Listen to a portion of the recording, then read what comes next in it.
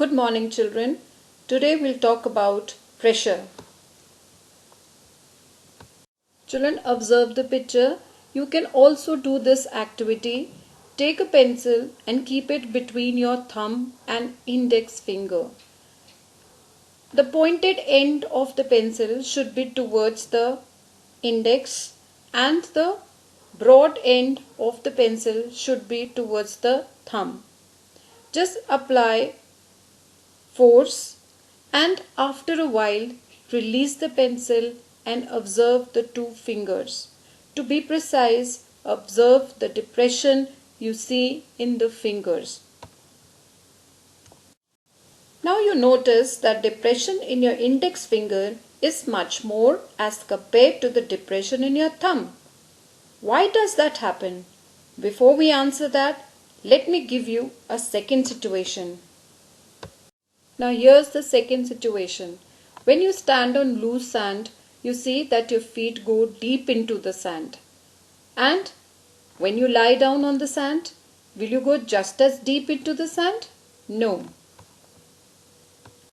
But if the force exerted in both the cases is the weight of your body, then why is the depth in the first case more?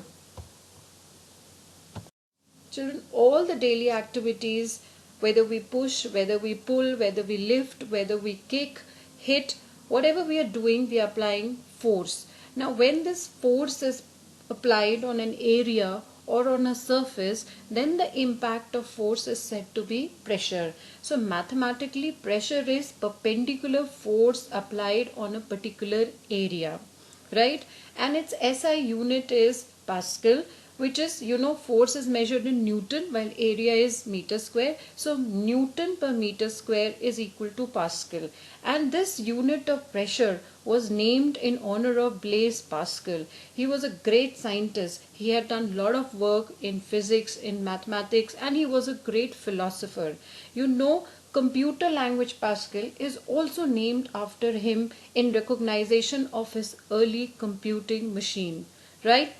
Now this pressure, if you see, pressure is force over area. You can see it out here that pressure and force are directly related. So if force increases, pressure will also increase. If force decreases, then pressure will also decrease.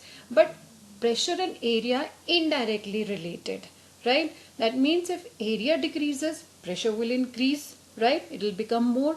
But if area increases or area becomes more, then pressure will decrease. So you can see here, more area, less pressure. Less area, more pressure. So in the first example where you had kept the pencil between your thumb and your index finger, you had noticed that the depression was, or the mark of the pencil was more on your index finger than on your thumb, right? So as the area was less towards the pointed end of the pencil, so the pressure or the impact of the force was more. And thumb side, there was less depression. Why? Because that side had a more area, so the impact of force was less. Now in the second example also, now you can make it out. In the second situation, the area on which where your feet was, the area of the feet was less, so as compared to area on which your entire body lies. So in that case, again, the pressure was less, the impression was less, right? While when you lie down, that's why the pressure is more when your feet are on the sand as compared to when your entire body lies on the sand. Children, your school bags, you must have noticed that they have wide strap so that the weight may fall over a large area of shoulders, thus resulting in less pressure on shoulders. And it really becomes easy to carry your heavy school bags. So next time whenever you buy your new bags, you just see that they have wide or broad straps so that it becomes easy to carry your books. Children, all of you must have observed your mother chopping vegetables to cook food for you all. And it is very easy to cut vegetables with sharp knife than with the blunt one. Blunt blades have larger area compared to the sharp edged blade. Thus, the applied force produces a lower pressure in case of blunt blades. Large area, so the pressure will be, it will be less and it will be really difficult to cut the vegetable, right? But if the area is less, that is in the case of sharp knife, it will be very easily with less effort you can cut any object. It's easy to walk on soft sand if we have flat shoes rather than shoes with sharp or pointed heel. Again the same principle, area more, pressure less. Children, have you ever noticed that the pillars holding the track of metro trains have a broad base? This is to increase the area. As pressure is indirectly related to area. This increase in area decreases the pressure and the track can manage the high load of the metro.